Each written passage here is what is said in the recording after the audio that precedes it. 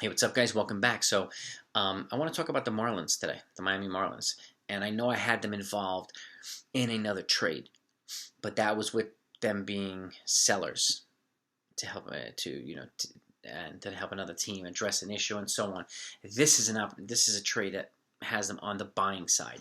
They're a young up and coming team. The NL East, in my opinion, is still wide open, and even though they're in last place, I think they can make a trade that could potentially propel them up a little bit. I think the Nationals are probably going to wind up selling off pieces like Scherzer and maybe some other guys at the deadline, and which would kind of signal them kind of starting to retool. Even though they've got two really expensive starters, they're probably going to wind up building around those guys and building around Juan Soto and Robles and a couple of these other guys, Robles and a couple of these other guys. But we'll see what happens there. The Braves are a disappointment right now. And the Phillies are starting to come back, but they need to make a move or two. They're having some issues too. And who's the other team that I'm missing? Oh, the Mets. They're a little bit of a disappointment too. They had a big off season, but I think they're going to make one big move before the deadline or at the deadline that will kind of make it clear the path for them to be a little bit more competitive. But I want to talk about the Marlins today. Okay, the Marlins to me have a young dynamic pitching staff, obviously. They also have a lot of pitching prospect capital as well, which is good for them. They've got a solid bullpen, but they need a couple of versatile bats. And again, they're not going to be a big spender. Let's just be real about that now. So, there's a team that has a lot of controllable players, young controllable players who are just being blocked at the major league level, not getting opportunities.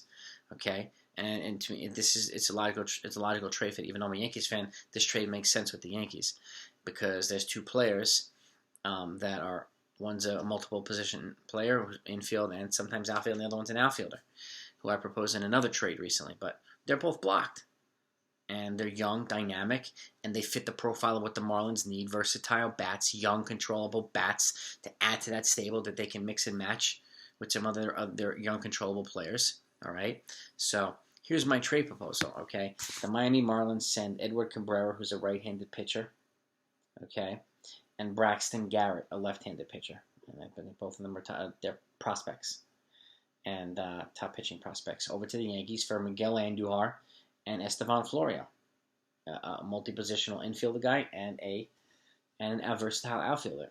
Both of which have Florio's got a good defensive profile.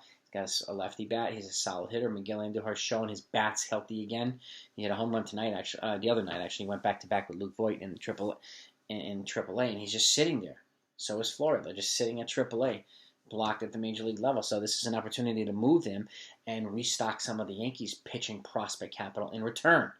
So the Yankees don't have many high-end pitching prospects beyond Davey Garcia and Clark Schmidt, who still hasn't shown the ability to stay healthy. So beyond that, we need some more pitchers at those high levels, AA and AAA.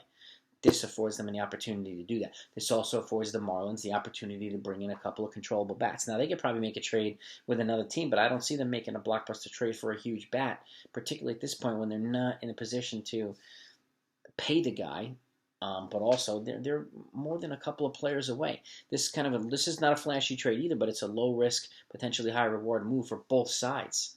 Okay, Andujar and Florial aren't free agents until 2025, so they're getting 4 years of cheap control. Okay, again, fits the profile of the Marlins.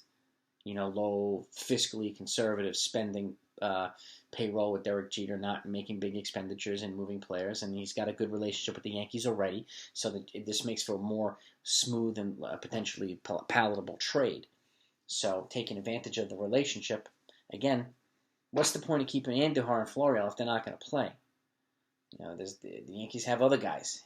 So, again, they could be moved and they can bring in two pitching prospects in return. To me, this makes sense for both sides.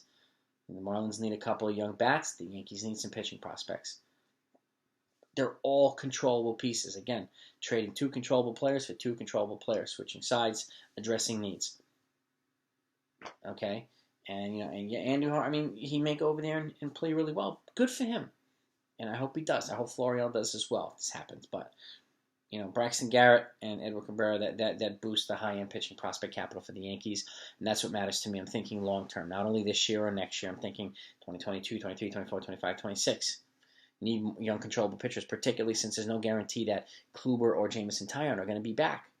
Okay, I know Taillon's got to take a team option for next year. He's not a free agent until 2023, but Kluber's on a 1 year. We don't know how Severino's going to be coming back from Tommy John. It may take him a little longer than usual. So we need pitching depth. And this is where this trade comes into play. So let me know what you think of this one. And I think it's a very reasonable, and it could be a good trade. Not every trade I make is going to be super flashy, but I think this is a good value trade. And the one I did before this with the Texas Rangers and the Milwaukee Brewers, I think was a good value trade too. That's in the description, as well as a bunch of my other trade proposals. So you let me take a look at those if you haven't seen them. Let me know what you think of this one. And if you like stuff like this and you haven't subscribed yet, do so. And hit that bell icon so you know exactly when I'm putting out new videos. And I got a bunch of good ones coming. So keep an eye out. Thanks for watching. Talk to you next time.